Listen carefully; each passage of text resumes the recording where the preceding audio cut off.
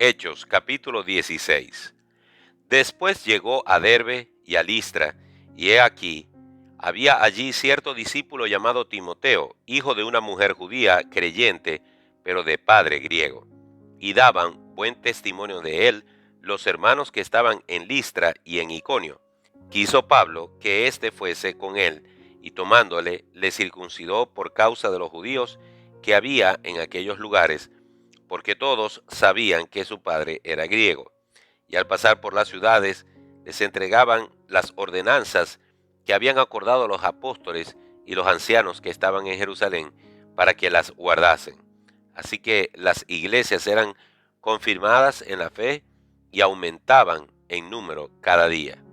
Y atravesando Frigia y la provincia de Galicia, le fue prohibido por el Espíritu Santo hablar en Asia. Así como llegaron a Misia, intentaron ir a Bitinia, pero el Espíritu no se lo permitió. Y pasando junto a Misia, descendieron a Troas, y se le mostró a Pablo una visión de noche. Un varón macedonio estaba en pie, rogándole y diciendo: pasad a Macedonia y ayúdanos.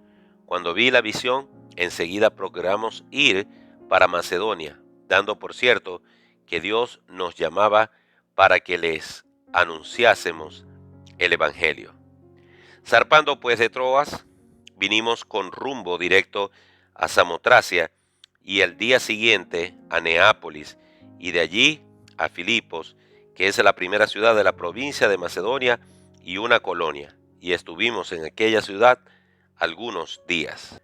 Un día de reposo salimos fuera de la puerta junto al río, donde solía hacerse la oración, y sentándonos hablamos a las mujeres que se habían reunido. Entonces una mujer llamada Lidia, vendedora de púrpura de la ciudad de Tiatira, que adoraba a Dios, estaba oyendo, y el Señor abrió el corazón de ella para que estuviese atenta a lo que Pablo decía.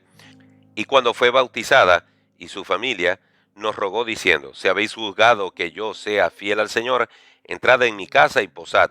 Y nos obligó a quedarnos. Aconteció que mientras íbamos a la oración, nos salió al encuentro una muchacha que tenía espíritu de adivinación, la cual daba gran ganancia a sus amos adivinando. Esta, siguiendo a Pablo y a nosotros, daba voces diciendo: estos hombres son siervos del Dios Altísimo, quienes os anuncian el camino de salvación. Y esto lo hacía por muchos días, mas desagradó a Pablo. Este se volvió y dijo al espíritu: te mando en el nombre de Jesucristo que salgas de ella, y salió en aquella misma hora.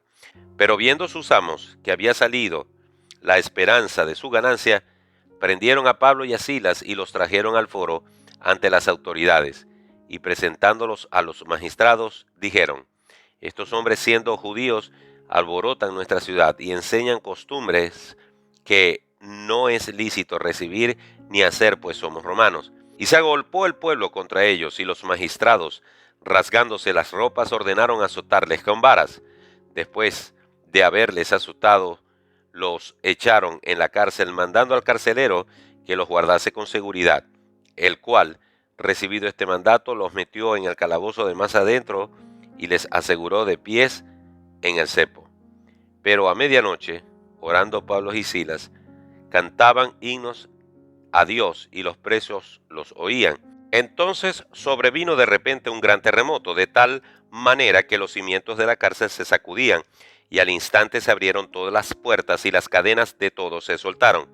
Despertando el carcelero y viendo abiertas las puertas de la cárcel, sacó la espada y se iba a matar, pensando que los presos habían huido.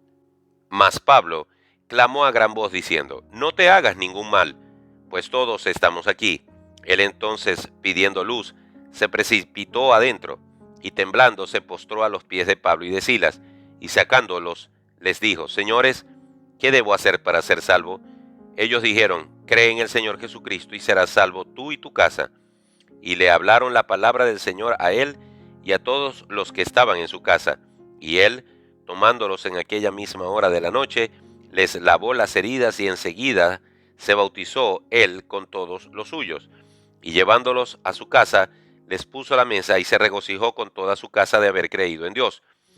Cuando fue de día, los magistrados enviaron alguaciles a decir: suelta a aquellos hombres. Y el carcelero hizo saber estas palabras a Pablo. los magistrados han mandado a decir que os suelte, así que ahora salid y marchaos en paz.